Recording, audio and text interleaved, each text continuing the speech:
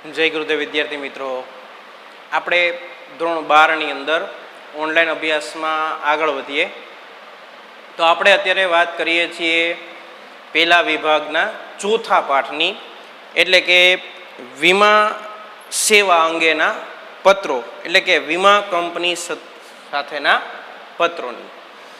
તો આપણે આના પહેલાંના લેક્ચરની અંદર વાત કરેલી હતી કે વીમો કોને કહેવાય અને વીમાની જરૂરિયાત શું છે, અને છેલ્લે આપણે વાત કરેલી કે વીમાના પ્રકારોની, અને કીધેલું કે વીમાના પ્રકારો આપણે આના પછીના લેક્ચરની અંદર જોઈશું.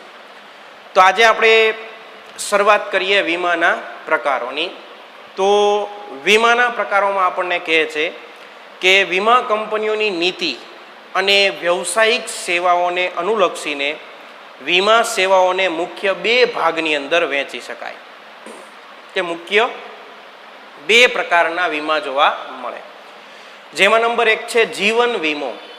હવે જો જીવન વીમામાં કયા કયા પ્રકારની સેવાઓ હોય એ આપણને જણાવે છે. તો કહે છે કે જીવન વીમો એ વીમા સેવાનું સૌથી પ્રચલિત સ્વરૂપ છે, કે વીમાની અંદર જો સૌથી પ્રચલિત, સૌથી પ્રખ્યાત એવું કોઈ સ્વરૂપ હોય તો એ છે જીવન વીમાનું. સમગ્ર જીવનને આવરી લેતી આજીવન પોલિસી વીમા ધારકના મૃત્યુ બાદ તેના વારસદારને ચોક્કસ રકમની ચૂકવણી કરે છે. હવે જો જીવન વીમામાં પણ અલગ અલગ પ્રકારના વીમાઓ આવે તો એની માહિતી આપે છે કે જે જીવન વીમો છે એમાં એક પોલિસી છે આજીવન પોલિસી. જે આજીવન પોલિસીની અંદર આપણી આખી જિંદગીને આવરી લેવામાં આવેલી છે. આ આજીવન પોલિસીની અંદર શું આવે તો કે આપણે જ્યાં સુધી જીવીએ, જે વ્યક્તિએ વીમો લીધેલો હોય, જે વ્યક્તિનો વીમો લીધેલો હોય, એ વ્યક્તિ જ્યાં સુધી જીવન જીવે ત્યાં સુધી એને હપ્તો ભરવાનો, અને જ્યારે એ વ્યક્તિનું મૃત્યુ થાય પછી એના વારસદારને વીમાની રકમ મળવા પાત્ર હોય. પણ જ્યાં સુધી જે વ્યક્તિનો વીમો છે એ હયાત હોય ત્યાં સુધી એને વીમાની રકમ ભરવી પડે. એને આજીવન પોલિસી કહેવાય. અને જીવન વીમામાં બીજી પોલિસી છે હયાતી દરમિયાન મુદ્દતી વીમા પોલિસી.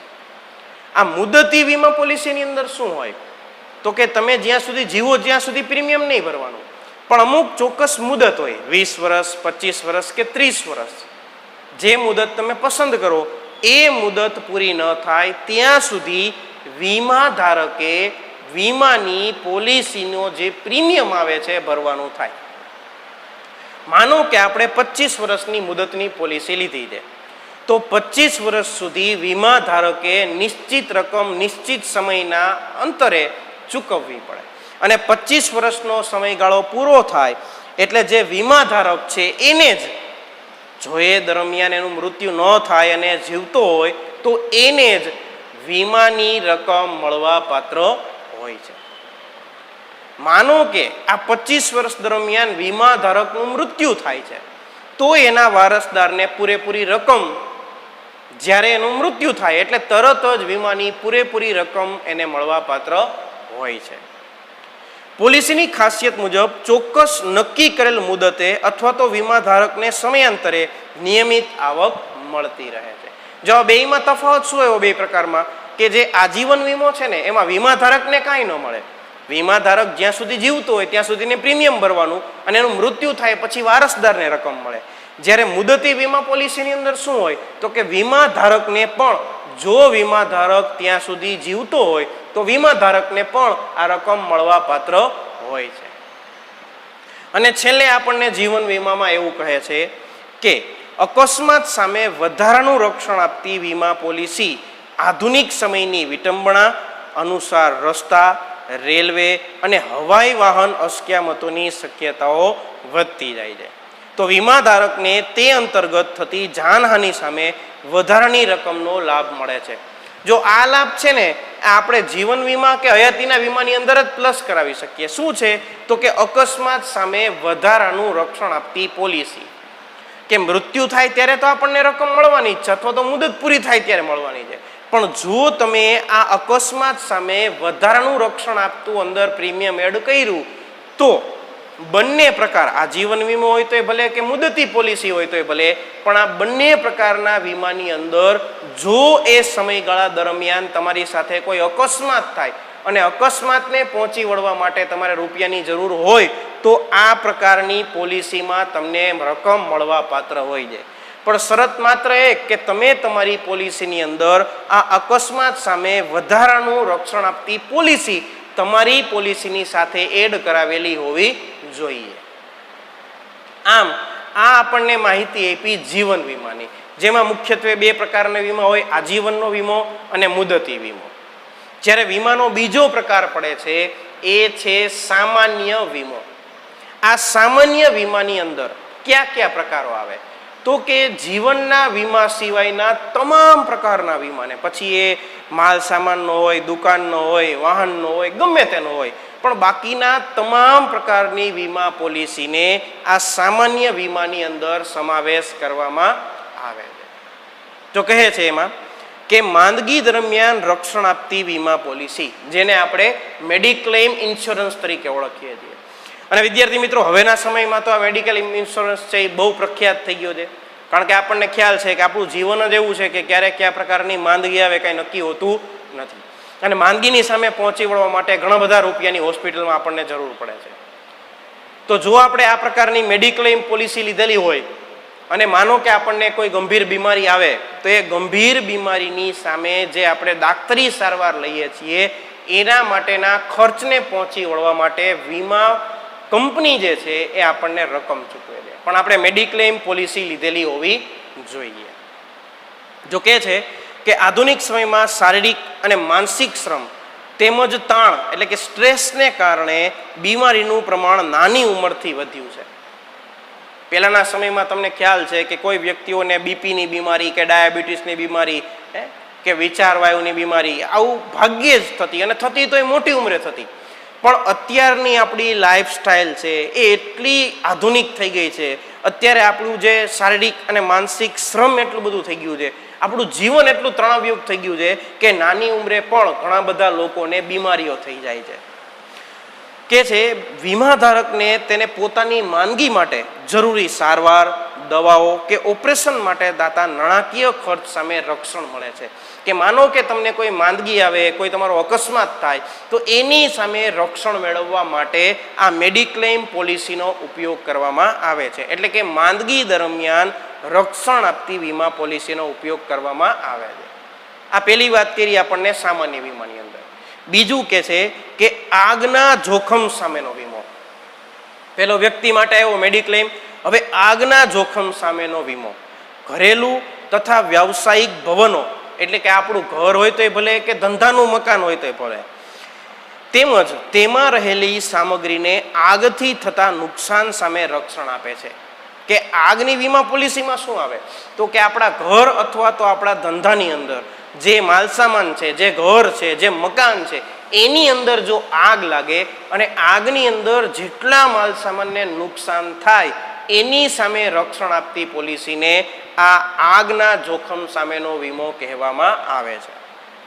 આ પોલિસીને અનુમતિ અનુસાર વાવાઝોડા, પૂર, ભૂકંપ, કુદરતી કે માનવ સર્જિત આફતોમાં વિસ્તારવામાં આવે છે. કે આ જ પોલિસીની અંદર તમે આ બધા જોખમોને પણ ઉમેરી શકો છો. કે જો આ પ્રકારની ઘટના બને, વાવાઝોડું, પૂર, ભૂકંપ વગેરે, તો એની અંદર પણ જો તમારા મકાન કે માલ સામાનને નુકસાન જાય તો એની સામે પણ તમને રક્ષણ મળી શકે છે.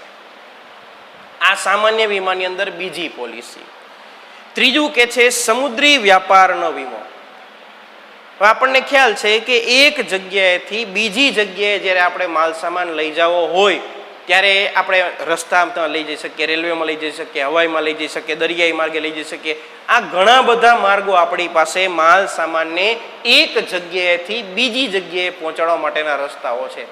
એમાં તે ખાસ કરીને આ સમુદ્રી રસ્તો જે છે એ વર્ષોથી વપરાય છે અને પ્રમાણમાં સસ્તો અને સારો છે. તો એમાં કે છે કે આ વીમા અંતર્ગત જહાજ, તેમાં રહેલા સામાન, ચાલક દળ, મુસાફરો તેમજ માલિકની જવાબદારીનો સમાવેશ થાય છે. કે જ્યારે તમે દરિયાઈ માર્ગેથી એક જગ્યાએથી બીજી જગ્યાએ માલ સામાન લઈ જાઓ તો ત્યારે તમારે જે વીમો ઉતરાવવાનો થાય એની અંદર કેટલાની સલામતી આવે તો કે જો જહાજ, એક તો તમારું જે જહાજ છે, પછી તેમાં રહેલો માલ સામાન, પછી ચાલક દળ એટલે એના જે વાહનના જે શિપના જે માણસો હોય એ, અને મુસાફરો અને એનો માલિક, આ બધા જને રક્ષણ મળે છે. હવે માનો કે આપણે જહાજમાં એક જગ્યાએથી બીજી જગ્યાએ લઈએ, આપણને એમ થાય કે તો એમાં વીમો શેનો, તો કે જો દરિયાઈ લૂંટેરાનો ભય રહે, દરિયામાં અવારનવાર તુફાનો આવતા હોય છે તો એમાં માલ સામાન ડૂબી જવાનો એનો ભય રહે. તો આવા ઘણા બધા ભય સ્થાનો સમુદ્રી વેપારની અંદર સમુદ્રમાં એક જગ્યાએથી બીજી જગ્યાએ જ્યારે આપણે માલ સામાન લઈ જઈએ છીએ ત્યારે રહેલા છે. તો એ જોખમની સામે જે વીમો પોલિસી મળે છે, જે વીમો ઉતરાવવામાં આવે છે, એને સમુદ્રી વ્યાપારના વીમા તરીકે ઓળખવામાં આવે છે. ત્રાહિત પક્ષને થતું નુકસાન પણ તમે ક્યારેક આવરી શકો છો. એટલે કે આ સમુદ્રી વ્યાપારના વીમાની અંદર માનો કે તમે એક જગ્યાએથી બીજી જગ્યાએ જાઓ છો અને માનો કે સંજોગો વસાત તમારી સાથે અકસ્માત થાય છે અને તમારી સાથે સાથે કોઈ અન્ય ત્રાહિત પક્ષને પણ નુકસાન જાય છે તો એને પણ આ વીમાની અંદર સુરક્ષા મળવા પાત્ર રહે છે. આ ત્રીજી બાબત કીધી. પેલું કીધું માંદગીનું, બીજું કીધું આગનું અને ત્રીજું કીધું સમુદ્ર વ્યાપારનું. સામાન્ય વીમાની અંદર આ ત્રણ વાત.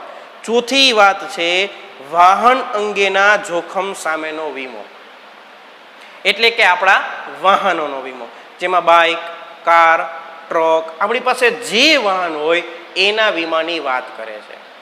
આ વાહનનો વીમો અત્યારે ખૂબ જ અત્યંત જ જરૂરી છે. આ વીમાની અંદર કેની આપણને રક્ષણ મળે, તો કે આપણું વાહન જે છે એ અકસ્માત પામે અને નુકસાન થાય તો, આપણા વાહનના કારણે ત્રાહિત પક્ષને નુકસાન થાય તો એની સામે, અને આપણું વાહન ચોરાઈ જાય તો એની સામે પણ આ વીમા પોલિસી આપણને રક્ષણ આપે છે. જો કહે છે કે કાર, ટ્રક, મોટરસાયકલ જેવા વાહનોને નુકસાન અને ચોરી સામે રક્ષણ આપે છે. જો આપણે વાહનનો વીમો ઉતરાવેલો હોય અને જો આપણા વાહનનું એક્સિડન્ટ થાય તો આપણે જે ખર્ચો થાય એમાંનો ખર્ચો થોડો ઘણો આપણને વીમા કંપની આપે છે. અને માનો કે આપણે વાહનનો વીમો ઉતરાવેલો છે અને આપણું વાહન ચોરાઈ જાય છે તો આપણા વાહનના વીમા સમયે આપણા વાહનની જે વેલ્યુ કરવામાં આવેલી હોય એટલી વેલ્યુની આ રકમ આપણને વીમા કંપની ચૂકવી આપે છે. માનો કે આપણે નવું બાઇક લીધું, 2 વર્ષ થયા, 3 વર્ષ થયા, પછી આપણે આપણા બાઇકનો વીમો રિન્યૂ કરાવ્યો અને એ વખતે માનો કે આપણા બાઇકની કિંમત 50,000 રાખવામાં આવી. જ્યારે બાઇક લીધું ત્યારે 90,000નું હતું, પણ 2-3 વર્ષ પછી આપણે વીમો ઉતરાવી છીએ ત્યારે આપણા બાઇકની કિંમત માનો કે 50,000 રાખવામાં આવી ને આપણે બાઇકનો ફૂલ વીમો ઉતરાવ્યો. હવે માનો કે આપણું બાઇક ચોરાઈ જાય છે અને એ વસ્તુ આપણે FIR કરાવી છે ને સાબિત થઈ જાય છે કે ચોરાઈ ગયું છે અને મળતું નથી અમુક સમય સુધી, ત્યારે વીમા કંપની જે છે એ આપણને આપણા બાઇકની વેલ્યુએશન જેટલી રકમ ચૂકવવા માટે બંધાયેલી છે. આને વાહનના વીમા તરીકે ઓળખવામાં આવે છે. આ ચોથી બાબત. ત્યારબાદ તો કે ચોરી લૂંટફાટના જોખમ સામેનો વીમો. તો ચોરી લૂંટફાટનું જોખમનો વીમો કઈ જગ્યાનો હોય, તો કે આપણા ઘરનોય હાલે અને આપણા ધંધાની જગ્યાનો પણ હાલે, કોઈ પણ જગ્યાનો હાલે. જે જગ્યાને વીમાથી આરક્ષિત થયેલી જગ્યા હોય અને એ જગ્યાએ જો ચોરી લૂંટફાટના આશ્રયથી નુકસાન થાય તો એની સામે આપણને રક્ષણ મળે. જો આપણે ઘરમાં ચોરી લૂંટફાટનો વીમો ઉતરાવ્યો હોય તો આપણા ઘરમાં ચોરી થાય તો આપણને રકમ મળે, અને જો આપણા ધંધા ઉદ્યોગનો ચોરી લૂંટફાટનો વીમો ઉતરાવેલો હોય અને જો આપણા ધંધા ઉદ્યોગની અંદર ચોરી લૂંટફાટ થાય તો એની સામે આપણને વીમા કંપની રક્ષણ આપે છે. અને છેલ્લે એવું કે છે કે આ ઉપરાંત ઘણા બધા વીમાઓ, જેમ કે પાકનો વીમો, જે ખેતરમાં જે પાક હોય છે એનો, પછી પશુધનનો વીમો, જે આપણે પશુપાલક હોય જે ગાય, ઘેટા, બકરા ઉછેર કરતા હોય તો એનો પણ વીમો હોય, પછી બાંયધરી કે જામીનગીરી અંગેના જોખમ સામેનો વીમો. આવા ઘણી બધી પ્રકારના વીમાઓ જે છે એ ઉપલબ્ધ છે, જે બધા જ વીમાઓને સામાન્ય વીમાઓની અંદર ગણવામાં આવે. ટૂંકમાં મુખ્યત્વે 2 પ્રકારના વીમા છે, એક જીવન વીમો અને બીજો સામાન્ય વીમો.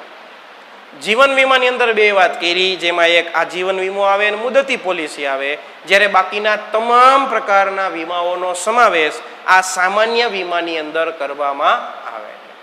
આ આપણે વાત કરી વીમાના પ્રકારોની. જો આગળ કે છે કે આમ વીમા સેવા એ નુકસાન ભરપાઈ કરી આપવાના સિદ્ધાંત ઉપર રચાયેલ ગોઠવણ છે, જેમાં અગાઉથી યોગ્ય પોલિસીની ખરીદી અને નિયમિત પ્રીમિયમ ભરવાનું સ્વીકારવામાં આવ્યું છે અને નિયત પ્રીમિયમ ભર્યા બાદ વીમા ધારકને મોટી ચિંતામાંથી મુક્તિ મળે છે. આ આપણે વાત કરી વીમાના પ્રકારોની. હવે આપણે જોવાના છે વીમાના નમૂનાના પત્રો.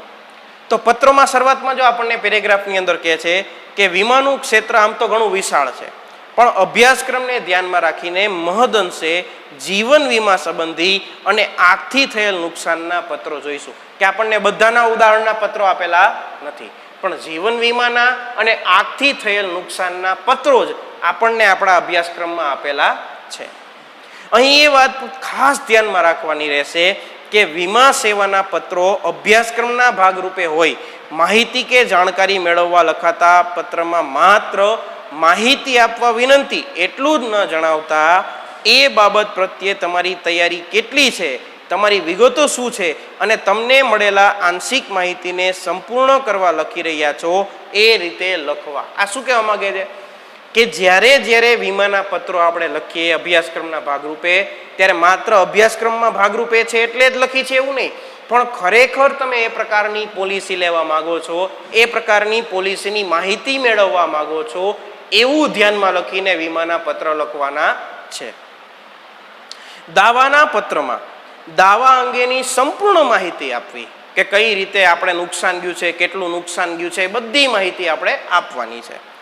પોલિસી ખરીદવાના આશ્રયથી લખાયેલ પત્રને તેની અસર નજીકમાં ભવિષ્યમાં શરૂ થઈ જાય તે રીતે ઝડપી પ્રક્રિયા થાય તે માટેની વિનંતી કરવી.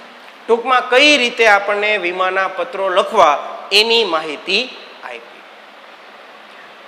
વિદ્યાર્થી મિત્રો, આપણે એક પછી એક નમૂનાઓના પત્ર જોઈએ કે કયા પ્રકારે આપણે વીમા કંપની સાથે પત્ર વ્યવહાર કરી શકીએ. તો પહેલો જ પત્ર આપણને આપેલો છે જુદા જુદા પ્રકારના જીવન વીમા મેળવવા અંગેની માહિતી મેળવવા લખાતો પત્ર.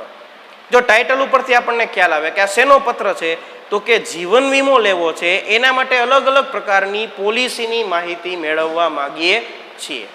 કોણ મેળવે છે? તો પ્રશ્ન આપેલો છે કે આનંદ મહેલ રોડ, સુરત નિવાસી શ્રી નરોત્તમ સવાણી જીવન વીમાની પોલિસી ખરીદવા માંગે છે. તેમના વતી લાઈફ ઇન્સ્યોરન્સ કોર્પોરેશન ઓફ ઇન્ડિયાને પત્ર લખો. એટલે લખનાર મેળવનાર બે મળી ગયા. લખનાર કોણ? નરોત્તમ સવાણી, જે સુરતની અંદર રહે છે, અને મેળવનાર કોણ? તો કે LIC ઇન્સ્યોરન્સ કંપની. તો જો આપણા માળખા પ્રમાણે આપણે જોઈએ, હવે લખનાર વ્યક્તિ છે એટલે એનું નામ ક્યાં આવશે? સરનામાની સાથે જમણી બાજુ ઉપર.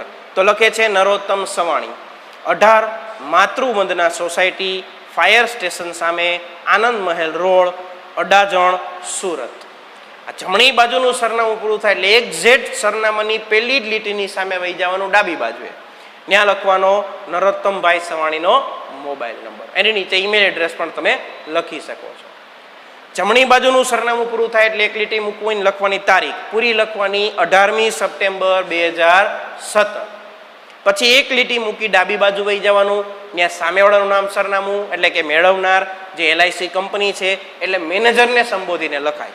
એટલે લખે છે manager Shri, life insurance corporation of India, Adajan શાખા, સુરત. આટલું પૂરું થયું પછી આપણા માળખા પ્રમાણે શું આવે? તો કે વિષય. આમાં સંબોધન પહેલા છે, પણ આપણે શું લખવાનું પહેલા? વિષય. વિષય છે વિવિધ પ્રકારના જીવન વીમા પોલિસી વિશે માહિતી મેળવવા બાબત. કે તમારી કંપનીમાં જેટલા પ્રકારની જીવન વીમા પોલિસી હોય એની માહિતી મેળવવા માટે હું તમને આ પત્ર લખું છું. હવે આવશે સંબોધન, એટલે શ્રીમાન લઈ લેવાનું વિષયની નીચે. પછી લખે છે કે હું, એટલે કે નરોત્તમ સવાણી જીવન વીમા સેવા અંતર્ગત ઉપલબ્ધ વિવિધ પોલિસીઓ પૈકી મને અનુકૂળ એવી પોલિસી ખરીદી અને સુરક્ષા સુનિશ્ચિત કરવા માંગુ છું. શું જણાવે છે કે હું, એટલે કે નરોત્તમ સવાણી જે છે, મારે જીવન વીમા સેવા અંતર્ગત જેટલી પોલિસીઓ ઉપલબ્ધ છે ને એમાંથી મને અનુકૂળ આવે ને એવી હું પોલિસી ખરીદી અને મારા જીવનને સુરક્ષિત કરવા માંગુ છું. મને આપની સંસ્થા લાઈફ ઇન્સ્યોરન્સ કોર્પોરેશન ઓફ ઇન્ડિયાની સેવાઓમાં સંપૂર્ણ ભરોસો છે. કે ઘણી બધી કંપનીઓ છે ઇન્સ્યોરન્સની, પણ મને તમારી કંપની ઉપર સંપૂર્ણ ભરોસો છે. જો પહેલા પોતાની માહિતી આપી અને વીમા પોલિસી લેવી છે એની માહિતી આપી. હવે જણાવે છે કે શું કામ જરૂરિયાત છે? તો કે શહેરમાં, અને પોતાની ડિટેલ આપે છે કે શહેરમાં 5 વર્ષથી કરિયાણાનો સ્વતંત્ર ધંધો ચલાવતો હું 30 વર્ષીય સ્વસ્થ પરણિત પુરુષ છું. એટલે પહેલાં પોતાની ડિટેલ આપી કે હું 30 વર્ષનો પરિણીત સ્વસ્થ પુરુષ છું અને મારે કરિયાણાનો સ્વતંત્ર ધંધો છે. પરિવારમાં માતા, પિતા, પત્ની અને 2 વર્ષીય બાળક એમ 5 સભ્યો મારી સાથે મારા માલિકીના ઘરમાં રહે છે. કે મારી પાસે મારું ઘરનું મકાન છે અને અમે કેટલા સભ્યો છીએ તો કે માતા, પિતા, હું, મારી પત્ની અને 2 વર્ષનું બાળક, અમે 5 સભ્યો મારા ઘરના મકાનમાં રહી છીએ અને મારો પોતાનો ઘરનો કરિયાણાનો ધંધો છે. પિતાજી મને મારા ધંધામાં મદદ કરે છે, પરંતુ આર્થિક ઉપાર્જન માત્ર મારી જ જવાબદારી છે. એટલે કે મારા ઘરમાં કમાવાવાળું બીજું કોઈ નથી, હું એક જ ધંધો કરું છું, મારા પપ્પા મને ધંધામાં મદદ કરે છે. આપની જાણ સારું એટલે કે તમારા જાણ માટે જણાવવાનું કે મને પ્રીમિયમ પેટે 6 મહિને 4,000 સુધી ભરવાની ક્ષમતા છે. એટલે પોતાની કેપેસિટી કે છે. એટલે એવી જ પોલિસી જણાવો કે જે પોલિસીની અંદર 6 મહિને 4,000 રૂપિયા સુધી ભરવું પડતું હોય એવી તમામ પોલિસીની માહિતી મને આપવી, એનાથી વધારાની નહીં, કારણ કે મારી ક્ષમતા એનાથી વધારાની નથી. આપની વિવિધ ભરોસાપાત્ર પોલિસીઓ પૈકી હું એક પોલિસી પસંદ કરવા ઈચ્છું છું. વિવિધ પોલિસીઓની વિગત આપતું પેમ્પલેટ મોકલવા વિનંતી. કે તમારી જે પોલિસીઓ છે એ પોલિસીઓ દર્શાવતું એક પેમ્પલેટ મને મોકલવું, અને જો શક્ય હોય તો તમારા એજન્ટ અથવા તો પ્રતિનિધિને મોકલશો કે જેથી હું ઝડપથી વીમો લેવાનો યોગ્ય નિર્ણય લઈ શકું. આભાર. વ્યક્તિ છે એટલે 3 લીટીવાળું ક્લોઝિંગ. આપનો વિશ્વાસુ સહી એન સવાણી, નીચે એનું નામ નરોત્તમ સવાણી. અને આ રીતે જ્યારે તમે પણ કોઈ પોલિસી ખરીદવા માંગતા હોય તો આ રીતે પત્ર લખી અને વીમા પોલિસીની માહિતી મંગાવી શકાય છે. આ તો આપણને લેખિત માહિતી માટે આવ્યું, બાકી અત્યારે આપણને ખ્યાલ છે કે અત્યારે આ જે યુગ છે એમાં ઘણા બધા વીમાના એજન્ટો હોય છે, અને આપણે જો વીમા પોલિસી લેવી હોય તો કોઈ આ પ્રકારનો પત્ર લખવો પડતો નથી. પણ માત્ર આપણે એજન્ટને આપણે જાણ કરીએ એટલે એજન્ટ તમામ કાર્યવાહી આપણા વતી કરી આપે છે અને આપણને પોલિસીની સુવિધા મળે છે. આ આપણે પહેલો નમૂનો જોયો. આજે બીજો નમૂનો જોવાનો છે એ છે જીવન વીમા પોલિસી પર મળતા વળતર વધારાના લાભની જાણકારી અંગેનો પત્ર. વિદ્યાર્થી મિત્રો યાદ રાખવું કે જ્યારે વીમા પોલિસી અંગેના પત્ર આવે અને આપણી પાસે કોઈ પણ વીમા પોલિસી ન હોય અને નવો વીમો લેવો હોય ત્યારે માત્ર વિષય જ લખવાનો.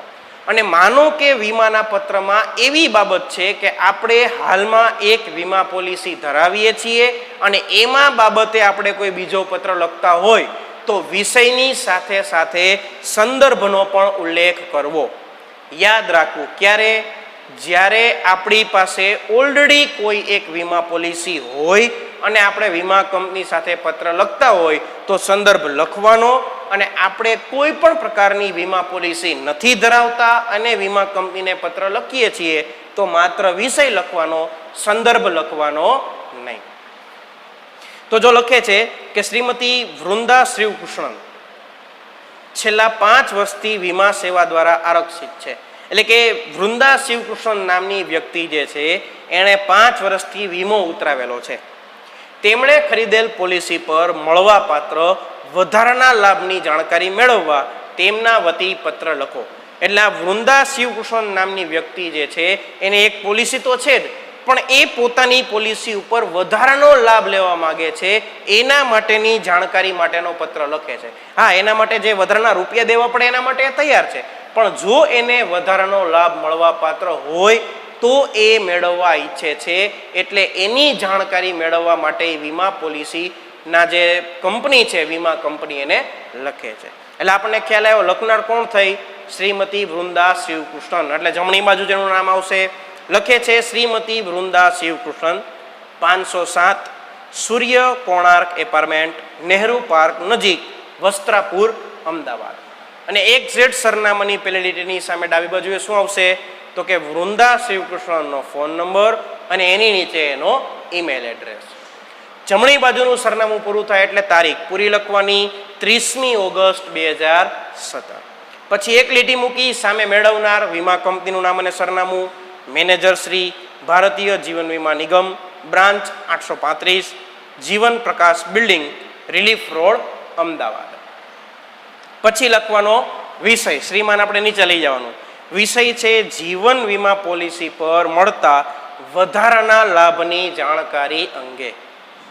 આપણે હમણાં જ વાત કરી કે જ્યારે એક પોલિસી હોય ત્યારે સંદર્ભ નંબર લખવો પડે, અને સંદર્ભમાં શું લખવાનું? આપણે જે પોલિસી ધરાવીએ છીએ એ પોલિસીનો ઉલ્લેખ આ સંદર્ભમાં કરવાનો છે.